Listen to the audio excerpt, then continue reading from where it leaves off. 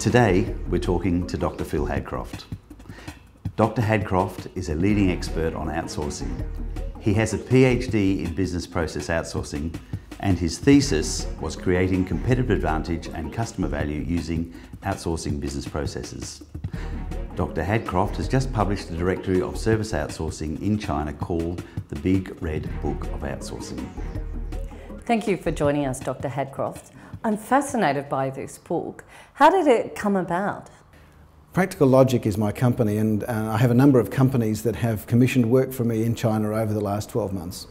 And time after time they've asked for very similar services, which is to help them to find a roadmap that will get them through the complexity of China and allow them to either establish or grow their business. Tough question, but if you had to give us an outline of what the BPO sector is like in China, how would you describe it? China just released its 12th five-year plan back in March of this year. As part of that plan, it wants to accelerate the transformation of its economy from essentially an industrial economy to a services sector. That places outsourcing right in the heart of China's national strategy for growth. As the outsourcing industry will grow, services throughout China will grow, and the outsourcing community is becoming stronger on a day-by-day basis. Now, obviously, if you're sitting back here in Australia or you're in America or Europe, you have to think, how do I get started?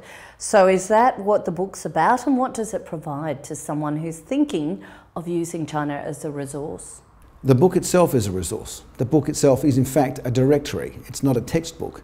It is a guide to the top 130 companies in China, to the 1,609 high-tech zones and parks that exist in China, to the many hundreds of applications that are being driven through BPO and ITO in China, and to the 22 model cities and 94 other cities that are delivering outsourced services. So it's a guidebook. It's a thinking man's yellow pages. How did you choose the companies that you have included in the book? China's Ministry of Commerce selects the growing companies in China, the leading companies in a range of different vertical markets, the leading companies that have the highest revenue or the highest offshore revenue.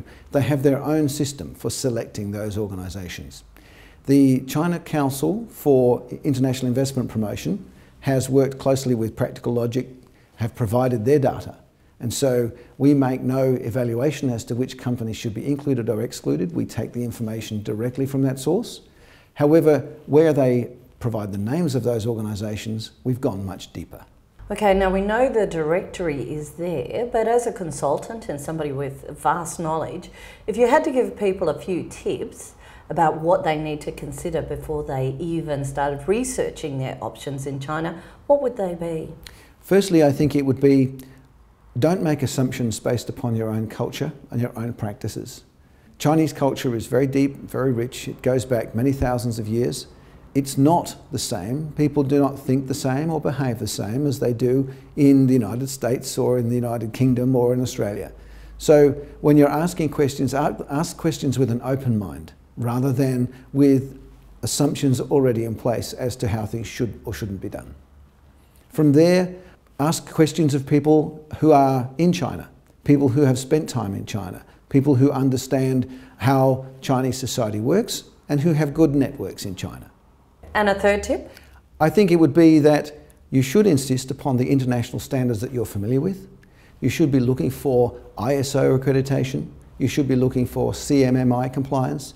You should be looking for the same standards of delivery as you would expect from a first-grade supplier anywhere else in the world.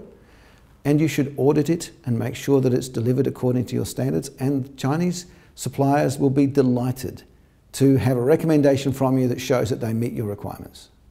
Are there still any areas of concern for companies that are considering using China?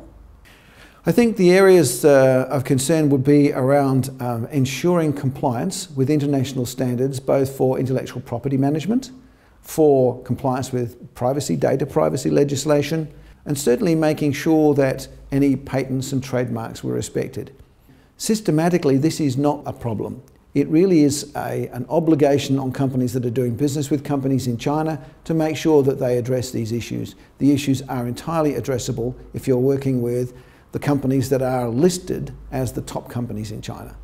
And how do people get the big red book of outsourcing? It's a digital publication in 2 volumes, available as PDFs, which are downloadable from either Practical Logic or from the source. Thank you, Dr. Hadcroft, for joining us today. It's been my pleasure. Thank you very much, Kate.